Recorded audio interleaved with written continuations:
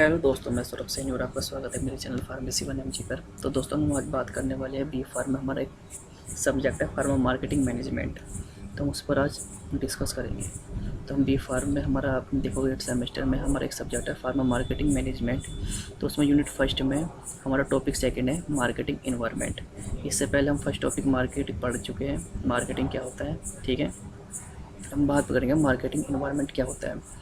तो उससे पहले मार्केटिंग इन्वायरमेंट के बारे में जो मैं आपको बताता हूँ, जो भी मार्केटिंग के डिसीजन को इन्फ्लुएंस करे उस कस्टमर को टारगेट करने में, वो मार्केटिंग इन्वायरमेंट कहलाता है। मतलब कहने वाला जो मार्केटिंग में हम डिसीजन लेते हैं और उस डिसीजन जो कस्टमर को टारगेट करने में इन्फ्लुएंस करे, उसको प्रभाव डाले, वही हमारा मार्केटिंग इन्वायरमेंट कहलाता है। एक डेफिनेशन और जो ये है फादर ऑफ मॉडर्न मार्केटिंग, आप ये भी देख सकते हो। इसके फादर कौन है? फिलिप कोटल है। फिलिप कोटल का जन्म 27 मई 1931 में हुआ था।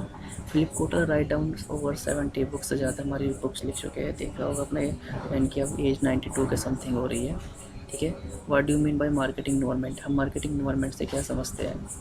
तो आप देख सकते हो, marketing environment encompasses all the internal and external factor that drive and influence and organisation marketing activities. इसका इंट्रोडक्शन ही आप देख सकते हो, एग्जाम में ये लिख सकते हो आप। ठीक है, एक बड़प्पन, हिंदी में मैंने बनाया है। हिंदी एक बड़प्पन में के वातावरण में वो सभी आंतरिक और बाह्य कारक शामिल होते हैं जो संगठन के विपणन को संचालित और प्रभावित करते हैं और सक्रिय करते हैं। जैसे मैंने आपको बताया, मार्केटिंग के डिसीजन को इन्फ्लुएंस करते हैं कस्टमर को टारगेट करने के लिए, वही हमारा मार्केटिंग इन्वायरमेंट कहलाते हैं।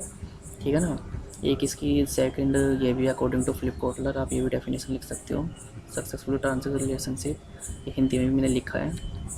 ठीक है, अब बात करते हैं हम इसके फैक्टर अफेक्टिंग मार्केटिंग इन्वायरमेंट। आखिर में क्या फैक्टर है जो इफेक्ट करते हैं हमारे मार्केटिंग इन्वायरमेंट को। ठीक है ना, ये हमारे 2 टाइप्स के होते हैं। पहला होता है हमारा इंटरनल इन्वायरमेंट, सेकंड होता है हमारा एक्सटर्नल इन्वायरमेंट। ठीक है, इंटरनल इन्वायरमेंट का मतलब है जो हमारे आंतरिक ओर हो, अंदर की ओर। एक्सटर्नल मतलब बाहर की ओर। जो इंटरनल इन्वायरमेंट होते हैं हमारे कंट्रोलेबल होते हैं, और जो एक्सटर्नल इन्वायरमेंट होते हैं वो हमारे अनकंट्रोलेबल होते हैं, जो हम कंट्रोल नहीं कर सकते, लेकिन हम इंटरनल इन्वायरमेंट में कंट्रोल कर सकते हैं। तो हम देख सकते हैं, पहले इंटरनल इन्वायरमेंट पढ़ते हैं। Control, I can't control it, जिसे हम कंट्रोल कर सकते हैं। पहला था हमारा टॉप मैनेजमेंट। टॉप मैनेजमेंट से हम कैसे समझ सकते हैं कि ये किस तरह हमारे इफेक्ट करता है। टॉप मैनेजमेंट मतलब कंपनी के बोर्ड ऑफ डायरेक्टर हो गए, अलग अलग डिपार्टमेंट के हेड हो गए, सीईओ मैनेजर हो गए, जो भी ये डिसीजन लेते हैं वो मार्केटिंग के ऊपर प्रभाव डालता है। लाइक्स ऐड करना, उसमें कुछ भी ऐड करना, फीचर ग्रो करना, कुछ घटाना या बढ़ाना, इस तरह के जो भी डिसीजन लेते हैं वो हमारे टॉप मैनेजमेंट मानते हैं, जो भी कंपनी के बड़े बड़े लोग लेते हैं। ठीक है, दूसरा होता है हमें फाइनेंस एंड अकाउंटिंग। ये बिना पैसों के तो मार्केटिंग हो नहीं सकती, जाहिर सी बात है। पैसा है तो हम उस प्रोडक्ट की उतनी अच्छी मार्केटिंग कर सकते हैं, किसी सेलिब्रिटी द्वारा कर सकते हैं, प्रमोशन कर सकते हैं, न्यूज़पेपर पर, बिल बोर्ड पर, बस पर, और एडवर्टाइजमेंट बहुत से सोर्स है जिसे हम कर सकते हैं। तो हमारा पैसा होना भी बहुत ज़रूरी है, तो ये भी बहुत प्रभाव डालता है। ठीक है ना। थर्ड होता है रिसर्च एंड डेवलपमेंट। हमारा कोई प्रोडक्ट है, हमने रिसर्च एंड डेवलपमेंट एक अच्छा ऐसा डेवलपमेंट किया किसी प्रोडक्ट को जो अभी तक किसी ने नहीं किया हो, वो हमने मार्केट में तारा, तो ये भी बहुत बड़ा हमारा इफ़ेक्ट डालता है मार्केटिंग इन्वायरमेंट पर के ऊपर। ठीक है ना। तो रिसर्च एंड डेवलपमेंट, कोई भी फीचर जो हमने कोई नया मोबाइल बनाया है, उसी में कोई एडवांस्ड टेक्नोलॉजी डाली है, उसमें जो भी है वो हमारे रिसर्च एंड डेवलपमेंट के अंदर आता है। ठीक है ना। तो ये भी हमारा इफेक्ट डालता है रिसर्च एंड डेवलपमेंट में। फोर्थ होता है हमारा मैन्युफैक्चरिंग। हमारे प्रोडक्ट की मैन्युफैक्चरिंग कैसी हो रही है। ठीक है ना। अगर जो हमारे प्रोडक्ट की मैन्युफैक्चरिंग पूरी हो रही तो भैया वो नहीं बिकेगा। जितनी अच्छी हो रही है मैन्युफैक्चरिंग वो उतना ज़्यादा हमारा बिकेगा।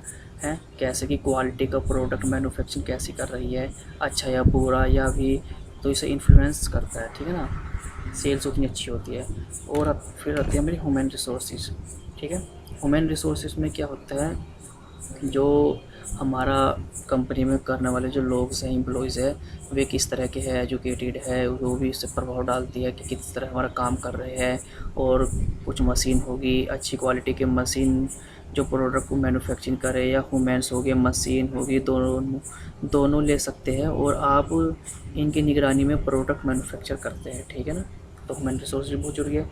अब आता है हमारा एक्सटर्नल इन्वायरमेंट। एक्सटर्नल इन्वायरमेंट भी हमारा कितने टाइप्स के होते हैं? 2 टाइप्स के होते हैं, और ये इट्स वेरी हार्ड कंट्रोल होते हैं, अनकंट्रोलेबल होते हैं। ठीक है ना। पहला आ गया हमारा external environment. There are 2 types, micro environment and macro environment.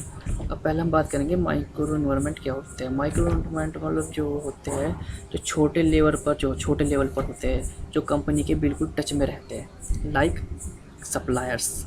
ठीक है, जो भी supplies time to time product provide कर रहा हो कंपनी को, टाइम पर प्रोडक्ट बनेगा, अच्छा प्रोडक्ट बनेगा, लोगों को जल्दी प्रोवाइड होगा, तो सप्लायर्स की भी बॉन्डिंग रिलेशनशिप बहुत ज़रूर अच्छी होनी चाहिए, तो इसका इफेक्ट डालता है सप्लायर्स पर भी।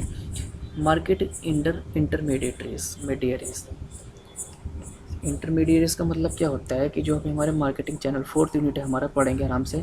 फर्स्ट यूनिट तो हमारी मार्केटिंग है, सेकंड यूनिट हमारी होगी प्रोडक्ट डिसीजन, थर्ड है और फोर्थ हमारी मार्केटिंग चैनल। ये हमारा पूरा इंटरमीडिएट्स पर ही यूनिट है जो हमारे मार्केटिंग चैनल होगी। जैसे कि हमारा मैन्युफैक्चर है, हमारी प्रोडक्ट बेच रहे हैं तो रिटेल होलसेलर को बेचेगा, होलसेलर रिटेलर के पास, रिटेलर कंज्यूमर को बेचेगा, तो इसके अंदर भी हमारी रिलेशनशिप बहुत होना अच्छी ज़रूरी है। ठीक है, जिससे कि हमारा प्रोडक्ट ज़्यादा बिके और अच्छी तरह से होए। ठीक है ना। इसमें कंपनी क्या करती है, डिस्ट्रीब्यूशन चैनल बनाती है। जैसे कंपनी को होलसेलर से रिटेलर से कस्टमर। ठीक है, गुड रिलेशनशिप बॉन्डिंग होंगी तो अच्छे प्रोडक्ट मिलेंगे, अच्छी मार्केटिंग होगी प्रोडक्ट की। ठीक है ना। सपोज़ कंपनी एक प्रोडक्ट लॉन्च करेगा तो आप होलसेलर को दोगे और होलसेलर ज़्यादा से ज़्यादा उसकी मार्केटिंग करेगा, और यह ज़्यादा से अच्छा प्रोडक्ट है तो मार्केटिंग का कंसेप्ट है ये। तो अगर अच्छा रिलेशनशिप हो तो ठीक है ना, समझ रहे हो ना मैं क्या कहना चाह रहा हूँ। मार्केटिंग इंटरमीडिएट से बहुत अच्छा रिलेशनशिप होना चाहिए, इस पर प्रभाव डालता है। ठीक है, फिर आता है हमारा थर्ड कंज्यूमर। कंज्यूमर में क्या होता है, कस्टमर की जो कस्टमर का भी बहुत अच्छा प्रभाव डालता है, इफेक्ट डालता है। कस्टमर किस तरह का प्रोडक्ट लेना पसंद करता है, कुछ को पिंक कलर किसी को कलर अच्छा लगता है, किसी को नहीं लगता है, तो इसको भी देखते कंज्यूमर की नीड्स एंड डिमांड को देखते हुए हम उसे भी डिज़ाइन करते हैं या इन्वायरमेंट में। ठीक है ना, ये भी इफेक्ट डालता है। फोर्थ होता है कॉम्पिटिटर का मतलब होता है कि कॉम्पिटिटर एनालाइज करना, ये हमारा है। इससे अगला टॉपिक पढ़ेंगे हम, कॉम्पिटिटिव एनालिसिस। हम क्या करते हैं, प्रोडक्ट कॉम्पिटिटर को एनालाइज करते हैं जो हमारे जैसा सेम टू सेम प्रोडक्ट बेच रहे हैं। अब ये तो नहीं कि सिर्फ अगर जो फ़ोन है कि हम ही बेच रहे हैं, हमारी कंपनी जो बेच रही है सामने वाले भी बेच रहे हैं, तो कॉम्पिटिटर को हम एनालाइज करते हैं। वो अपने प्रोडक्ट को 10,000 में बेच रहा है उस मोबाइल को, और हम बेच रहे हैं 12,000 में, तो हम उसे आखिर वो कौन सा प्लेटफॉर्म यूज़ कर रहा है, उस प्लेटफॉर्म को यूज़ कर रहा है, जैसे कि ऑनलाइन प्लेटफॉर्म यूज़ कर रहा है जो उसे ऑफ़र दे रहा है उस प्रोडक्ट पर, तो उस तरह को हम देखते हुए सभी कॉम्पिटिटर एनालाइज करते हैं, ये भी इस पर इफेक्ट डालता है। ठीक है, अब सेकंड आता है हमारा मैक्रो इन्वायरमेंट। इसके अंदर हमारा आता है पॉलिटिकल इन्वायरमेंट। ठीक है, पॉलिटिकल इन्वायरमेंट हो गया, और जो मैक्रो इन्वायरमेंट होता है ना, थोड़ा बोर्ड का कंसेप्ट में होता है, बात हो जाती है इसकी थ्योरी। तो इसका पॉलिटिकल हो गया, इकोनॉमिकल हो गया, सोशल कल्चर हो गया, नेचुरल इन्वायरमेंट हो गया, टेक्नोलॉजिकल इन्वायरमेंट हो गया। पहले हम बात करेंगे पॉलिटिकल इन्वायरमेंट। ये पॉलिटिकल इन्वायरमेंट में क्या होता है, इसमें गवर्नमेंट के अकॉर्डिंग हम डिसीजन लेते हैं, डिपेंड ऑन गवर्नमेंट। इसमें हम देखते हैं कि गवर्नमेंट किस तरह या किस और देश को ले जा रही है, किस प्रकार के रूल फॉलो कर रही है, और तो इसे पॉलिटिकल इन्वायरमेंट पर डिपेंड करता है। ठीक है ना। और जैसे आप देख सकते हैं Modi digital India, made in India बनाने में लगे हैं, जो कंपनीज भी उसी के अकॉर्डिंग स्ट्रेटेजी अपनाती है। ठीक है, तो देखते हैं भी होने का, बहुत सी कंपनीज मेक इन इंडिया या डिजिटल इंडिया हो, तो ये सब चीज़ें भी फैक्टर डालती है। ठीक है ना, मतलब मार्केटिंग पर कि हमारा जो भी पॉलिटिकल है, हमारा किस तरह हमारा देश को ले जा रहा है, किस तरह की स्ट्रेटेजी अपना रहा है। उसी तरह हम पॉलिटिकल इन्वायरमेंट पर लीडरशिप क्या कौन कर रहा है, किस तरह की कर रहा है, तो उस चीज़ को देखते हैं। जैसे कि बहुत सी company digital made in India के नाम से प्रोडक्ट को लॉन्च करने लगते हैं कि भाई हमारे देश का है, कौन सी डिजिटल इंडिया के नाम से कि हाँ भाई डिजिटल है। तो इसी तरह हम पॉलिटिकल इकोनॉमिकल इन्वायरमेंट में क्या करते हैं, इकोनॉमिकल इन्वायरमेंट से आप ऐसे ले सकते हैं। 2020 में आपने देखा होगा कि कोविड टाइम में लॉकडाउन लगने पर सब मार्केट बंद हो गई थी। ठीक है, सबका कारोबार बंद हो गया था, देश विदेश आना जाना बंद हो गया था, जिसके चलते हुए इकोनॉमिक बहुत डाउन हो गया। उसी के चलते आपको एयरलाइन इंडस्ट्री की एडवर्टाइजमेंट आपको बिल्कुल नहीं दिखती होगी।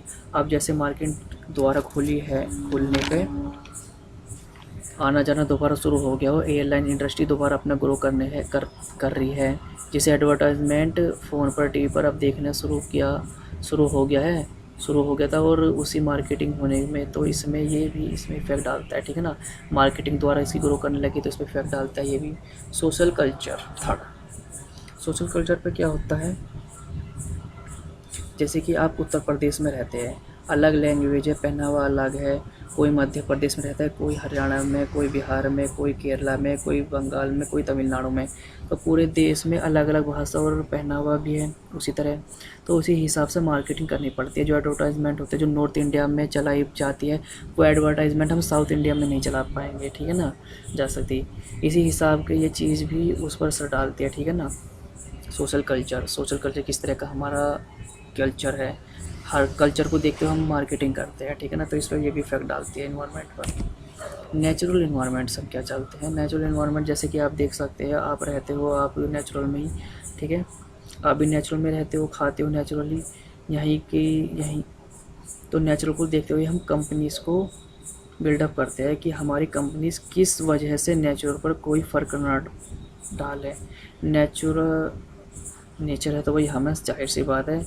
हम जो भी रॉ मटेरियल लेते हैं धरती से ही लेते हैं, हमारा प्लांट होता है, प्लांट यूनिट जो होती है उस धरती पर ही होती है। तो हम इसी को देखते हुए हम ये देखते हैं कि हम इस तरह का प्रोडक्ट मैन्युफैक्चर करें कि हमारी वजह से कि नेचर को कुछ इफ़ेक्ट ना पड़े, कोई भी प्रभाव ना पड़े, दूषित ना होए, ठीक है ना। ये चीज़ को देखते हैं हम नेचुरल इन्वायरमेंट पर काम करते हैं। हम उस तरह का प्रोडक्ट का हम क्या करते हैं, मैन्युफैक्चरिंग चेंज कर देते हैं, उसके आइडियाज़ चेंज कर देते हैं नेचुरल इन्वायरमेंट में जो भी हम प्रोडक्ट बना रहे हैं, कि जिससे कि हमारा वातावरण दूषित ना हो। या पानी है, जैसे केमिकल, जैसे ड्रग्स बनती है, फार्मास्यूटिकल कंपनी से ड्रग बनाती है, तो उसे हम देखते हुए हमको जो गवर्नमेंट रूल लग देती है कि पानी में ये केमिकल नहीं जाना चाहिए, तो हम उस तरह का मैन्युफैक्चरिंग तरीका बदल लेते हैं उस चीज़ का करने का। तो हम इस चीज़ को भी देखते हुए बहुत इफेक्ट डालती है, ठीक है ना। और अब बात करते हैं हम टेक्नोलॉजिकल इन्वायरमेंट। टेक्नोलॉजिकल इन्वायरमेंट में हम कैसे जान सकते हैं दोस्तों, आप देख सकते हो कि टीवी हुआ, न्यूज़पेपर हुआ, अभी भी है, लेकिन ज़्यादातर अब मोबाइल और एडवांस डिजिटल ऑनलाइन मार्केटिंग हो रही है और आगे एडवांस मार्केटिंग होने लगेगी। लेकिन अभी में डिजिटल मार्केटिंग है और ईमेल मार्केटिंग भी हो रही है। तो दोस्तों ये सब भी प्रभाव डालती है और धीरे धीरे टेक्नोलॉजी चेंज होती जाती है, तो ये भी इफ़ेक्ट डालती है हमारे मार्केटिंग टेक्नोलॉजी पर, इन्वायरमेंट पर, ठीक है। फिफ्थ होता है लीगल इन्वायरमेंट। लीगल इन्वायरमेंट क्या होता है, अकॉर्डिंग टू लॉ, जो भी हमारे लॉ द्वारा हम कुछ भी हो बनाते हैं। बिना लॉ के तो हमारा कुछ है ही नहीं, कॉन्स्टिट्यूशन के बिना तो कुछ है ही नहीं, बिना कॉन्स्टिट्यूशन या रूल ऑफ रेगुलेशन के लॉ के द्वारा हम कुछ भी चीज़ नहीं बना सकते हैं, ठीक है।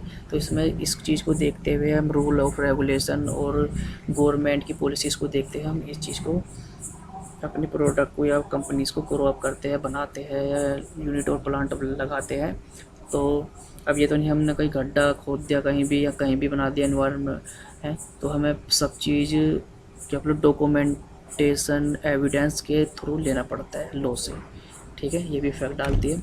सेवन्थ होता है डेमोग्राफिकल इन्वायरमेंट। डेमोग्राफिकल इन्वायरमेंट का क्या सीन है दोस्तों, डेमोग्राफिकल में जैसे कि सिचुएशन के ऊपर मार्केटिंग करनी पड़ती है।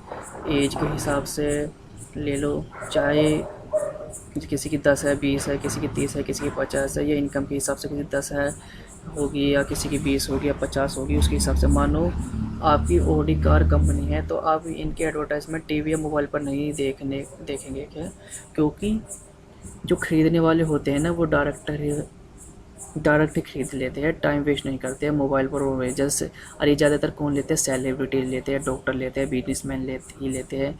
तो सीधा वे इन चीज़ों में नहीं पड़ते, सीधा डायरेक्ट जाकर कंपनी से कॉन्टैक्ट करते हैं, ठीक है। और ये कौन लेता है, जिनकी कमाई अच्छी हो, हमारी हर कोई तो ये ले नहीं सकता। ऑडी होगी, हमारी जैगुआर होगी या लैम्बोर्गिनी, बड़ी बड़ी गाड़ी होगी, ये क्या होता है डायरेक्ट ये अलग साइड की एडवर्टाइजमेंट होती है, ठीक है ना। तो डेमोग्राफिकल इन्वायरमेंट में ही आती है ये भी, ठीक है ना। जगह के हिसाब से उस तरह का हमारा उसी तरह की हमारी एडवर्टाइजमेंट करनी पड़ती है, क्योंकि रिलीजन्स अलग अलग है हर जगह के, हर प्रदेश में अलग अलग तरीके के कल्चर है, पहनावा है। तो हर जगह को देखते हुए हम डेमोग्राफिकल करते हैं, ठीक है ना। क्योंकि इसमें देखते हैं जो सामान यूएसए में बिक रहा है वो हमारे इंडिया में नहीं बिकता। हाँ, इंडिया में बिकता है, मोस्टली नहीं बिकता, सारा ही नहीं बिकता है, ठीक है ना। इसी तरह हम डेमोग्राफिकल इन्वायरमेंट, डेमोग्राफिकल जानते हैं जगह के हिसाब से, ठीक है। तो दोस्तों आई होप आपको ये वीडियो पसंद आई होगी। अगर जो आपको बी फार्म से रिलेटेड वीडियो चाहिए, नोट चाहिए, तो मेरे चैनल को सब्सक्राइब कीजिए और समय समय पर पाते रहिए वीडियो। मिलते हैं हम अगली वीडियो में।